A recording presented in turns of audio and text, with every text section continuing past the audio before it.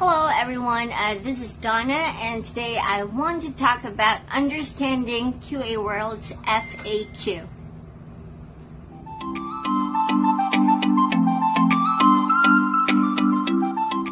Okay guys, so our vlog today is actually requested by one of my viewers. So his name is Brandon Kajurao. And Brandon, thank you so much for leaving a comment. Thank you for watching my vlog. So he said here that, hey Donna, it would be great if you could help us further with the FAQs. Maybe we could get technical, like what are the most encountered or which are the most important in the FAQs. I tried to read it thoroughly, but it's just that it doesn't sink in much by reading it. My brain better understands when it is explained, and I think I'm not the only one.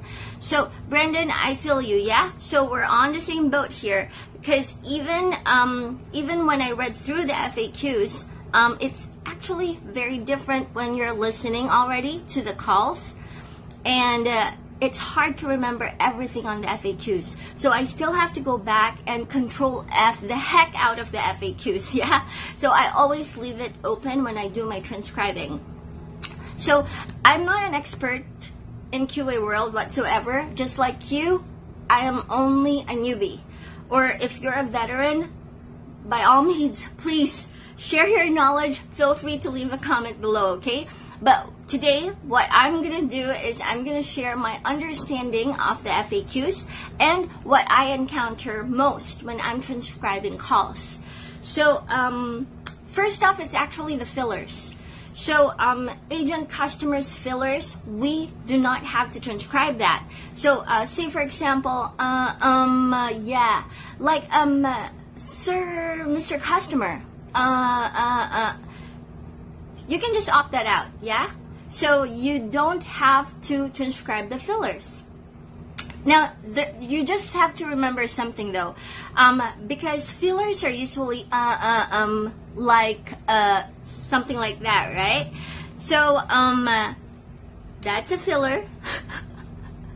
So if the customer though replies with a filler, let's say agent asked, hey, Mr. Anderson, is it okay if I call you on Friday? Is it okay if I call you on Friday? And the customer would reply, uh-huh. So you have to transcribe that. Only if it's like an answer to a question, like yes or no, but they reply with an uh-huh. So that's also in the FAQ, yeah? And easy to remember is also the word alright, because usually I would just transcribe alright as A-L-R-I-G-H-T. But in QA world, they would like us to transcribe it as alright. A-L-L space R-I-G-H-T. So those are the things that are easy to remember. And that helped me a lot when I read through the FAQs, because when I first started, I did not read through. So I typed in the fillers and I failed miserably. I got a 1 on my first call, yeah? And next thing is also the false start. False start is like,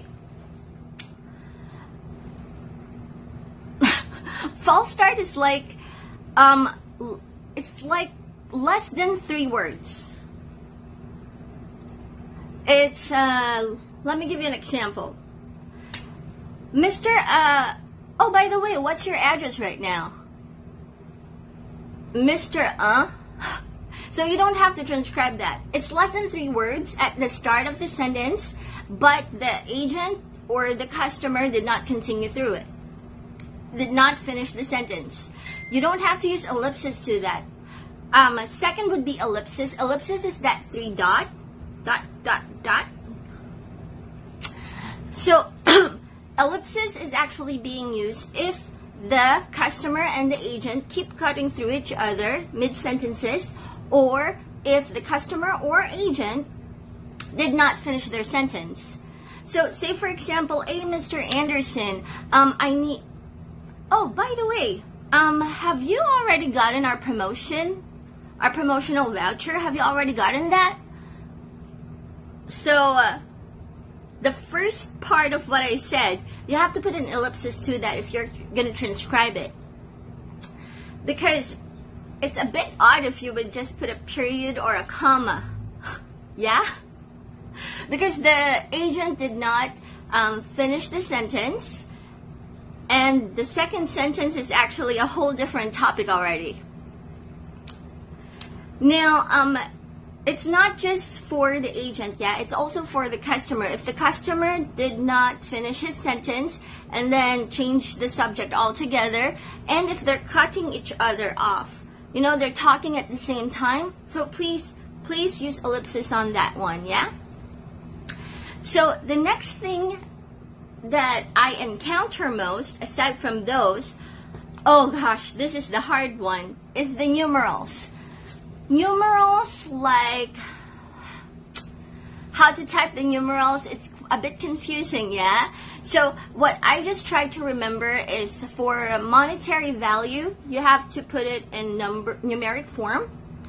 And for measurements, like square meters, percentage, you have to put numerals, numeric value, numeric form on that. Don't type it like 10%. You don't type TEN and then percent. Of course not, right?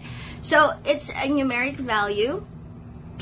And also, if the number is at the start of the sentence, say for example, 10 technician will be handling that.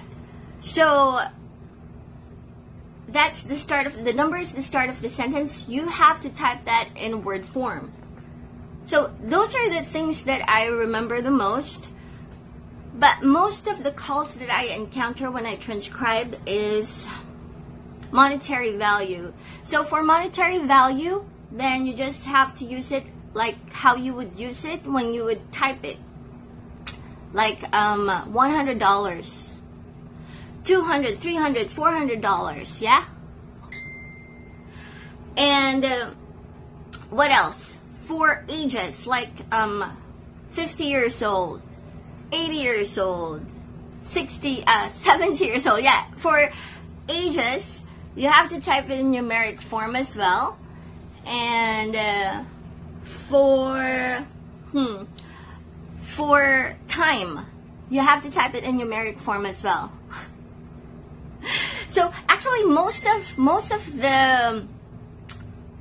the numbers when you're transcribing have to be typed in numeric form. I hope I'm right, guys. You can correct me if I'm wrong. But sorry, you have to forgive me. Whenever I do my vlogs, I don't have any script, so this is just based on my memory. That's why I have my laptop here with me, because I'm actually looking at the FAQ from QA World 2. I just want to be sure. And what else? So aside from those, because there's a lot, give me a second here. Oh, okay, easy to remember. Whenever that you're spelling a name, let's say my name is Donna, so it's Donna. So all that has to be in all capital letters. And of course, after each letter, you have to put a dash. So D dash O dash and dash and dash. Oh my gosh. So Donna, yeah. So usually I encounter that whenever that an agent would ask a customer for their email address. So say for example, my email address is donna@mommy.com. So it's DONNA@mommy.com. So you would just transcribe it as the way you hear it. So just the @ mommy.com. Yeah? So guys, you don't have to overthink it. I know it's a bit overwhelming, because what I do is I don't overthink it. I mean, I'm not an expert in QA world. I don't get 5 rating all the time, but this is just based on my understanding, and this is what I do. So this is just what I remember in our FAQ, because like what I tell you, I always keep that open, and I control F the heck out of our FAQ, because I've already read through it, so I already know the keywords to type in, so I can just find it. It's just open whenever that I'm transcribing, yeah? So all we have to do is just be confident and hopefully our rating passed.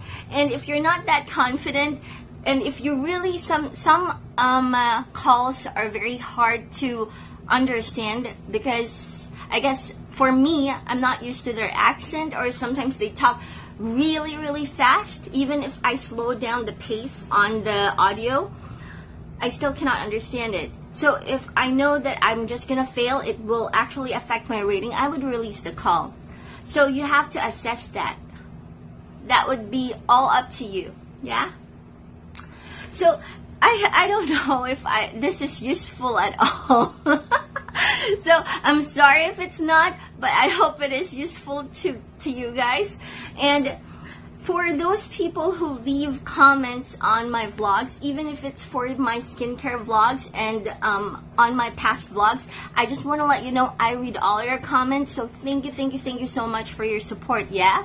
And please do continue leaving comments, letting me know what I should improve on, letting me know what you want me to vlog next, okay?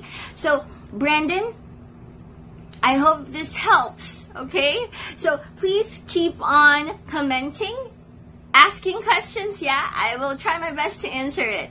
But I really appreciate your support. All of you who are watching, I really appreciate your support. And let's continue being an analyst in QA world.